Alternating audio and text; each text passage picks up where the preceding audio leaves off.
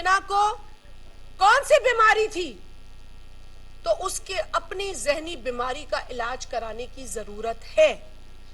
क्या वजह है कि इमरान खान, और ये पूछा है कई लोगों ने, कि रात को भी काला चश्मा पहन रहा है,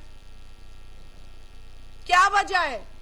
और चूंकि ये तनकीद हुई बारहा और बार बार, इसलिए उसने अपने एक जमहूरे को भी काला चश्मा पहना दिया कल। लेकिन फिर भी हम पूछेंगे कि रात को तुम काला चश्मा क्यों पहनते हो? वो क्या चीज है जो तुम छुपा रहे हो? हमें पता है कि हवाई जहाज को हेलीकॉप्टर के मजे आने लगे थे, इसीलिए वो आज भी चाहता है कि वो वजीर आजम बन जाए पाकिस्तान का, ताकि वो बनी गाला से वजीर आजम हाउस जाए हेलीकॉप्टर में। जिस मुल्क में इक्तदार हासिल करने से पहले वो कहा करता था कि फलाने मुल्क का प्राइम मिनिस्टर साइकिल पे जाता है, फलाने मुल्क में ये होता है, फलाने मुल्क का सदर ये करता है, वो जब खुद इक्तदार में आया तो उसने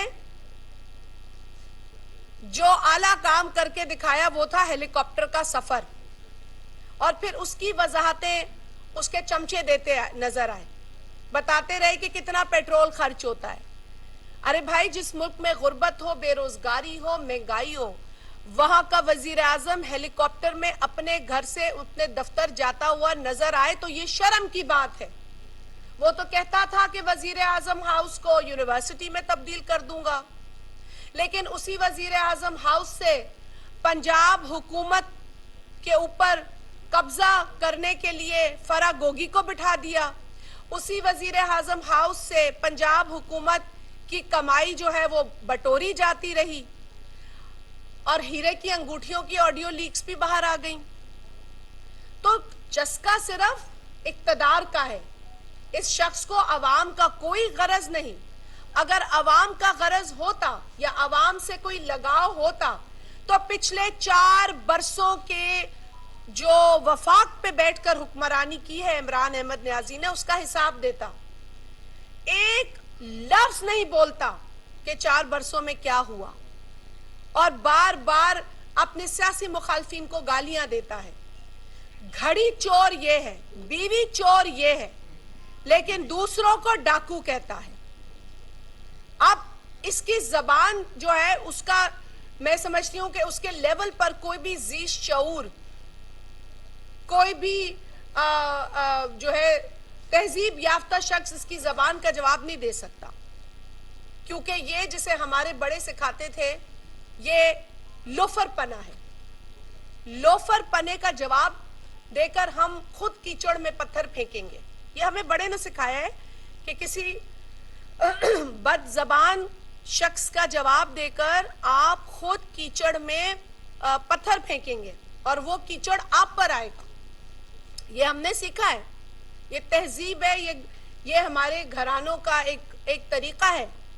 तो जिसकी तरबियत अगर देखनी हो तो उसकी बात करने से आप अंदाजा लगा सकते हैं।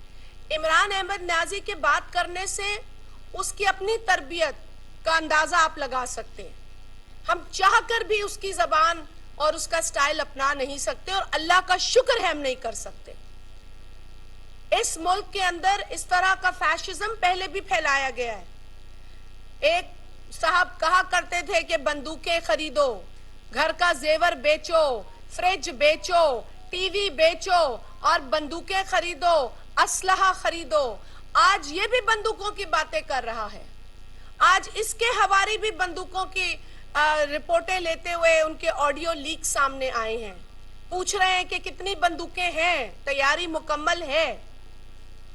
2 लोग अब तक इस खूनी मार्च के नतीजे में जान बहक हो चुके हैं, जिसमें एक आप ही की कम्युनिटी की बहन थी जो रिपोर्टर थी, और जिसकी इन्वेस्टिगेशन ना हो इसलिए ये पूरा टोला जो है उसके खानदान पर जाके काबिज हो गया है। क्यों नहीं होने दे रहे इन्वेस्टिगेशन? क्यों लिखवाया है उस मासूम रिपोर्टर जिसका कत्ल हुआ है, क्यों लिखवाया है उसके शौहर से वो दस्तावेज फौरन? क्यों नहीं आप होने देते इंक्वायरी ताकि पता चल जाए कि उसका कत्ल हुआ है या हादसा है। अगर आपका दामन साफ है तो आप इस केस को एक टेस्ट केस बनाकर पेश करें, क्योंकि वहां उसका कत्ल होता है और दूसरे ही रोज एक और सहाफी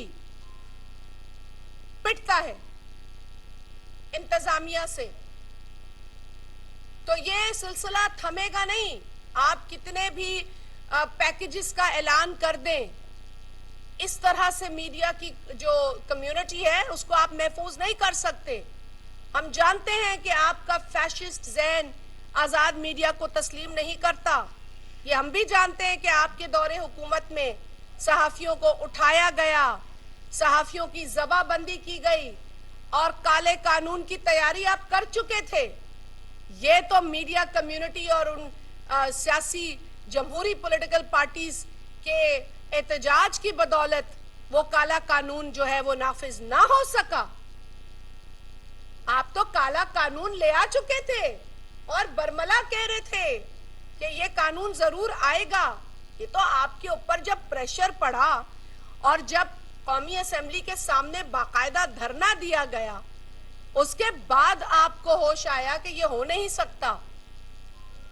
तो आपका जहन कितना मीडिया फ्रेंडली है और आपका रवैया कितना मीडिया फ्रेंडली है हम जानते हैं। लिहाजा अपनी हदों में रहो। हम जानते हैं इमरान अहमद न्याजी, तुम्हें कुर्सी की हवस है, तुम्हें कुर्सी की भूख है, तुम्हें इससे कोई गरज नहीं कि पाकिस्तान के नौजवान के पास रोटी है या रोजी है या उसके पास कोई जो है वो घर में राशन है। तुम्हें इससे कोई गरज नहीं। गरज होता तो 4 बरसों में जो कुछ किया उसके बारे में भी बात करते। बात इसलिए नहीं करते कि तुम्हारे स्कैंडल्स की एक लंबी फहरिस्त है। पेशावर की बीआरटी से लेकर इस्लामाबाद रावलपिंडी रिंग रोड तक, अल कदीर यूनिवर्सिटी की जो पूरी रकबा तुमने हत्याया है, जो तुमने लोग लगाए, खा वो गैस के ऊपर तुमने नदीम बाबर जैसे शख्स को लगाया जो आज गायब है। आज शहजाद अकबर भी गायब है। आज अद्वियात की कीमतें 700% बढ़ाने वालों से भी कोई हिसाब नहीं ले रहा। फराग गोगी का भी कोई हिसाब नहीं। क्योंकि तो ये सारे सवाल तुमसे ना हो इसलिए तुम बार बार चोर डाकू के नारे लगाते हो। लेकिन साबित हो गया कि तुम सबसे बड़े चोर हो। तुम तो घड़ी चोर हो। तुमने तो जो हदें पार की हैं, नई मिसालें कायम की हैं चोरी की, और उसके बाद ढिठाई के साथ आगे कहते हो कि मैंने कुछ गलत नहीं किया, मेरी घड़ी थी।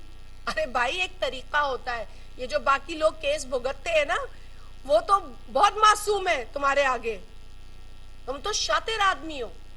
लेकिन पाकिस्तान में जमहूरियत के खिलाफ, पाकिस्तान में आईन के खिलाफ ना इंतहा पसंदों को बर्दाश्त किया गया है, ना इमरान अहमद न्याजी को बर्दाश्त किया जाएगा। बाकी आपका हक है कि आप प्रोटेस्ट करें, आप एहतजाज करें, ये आपका जमहूरी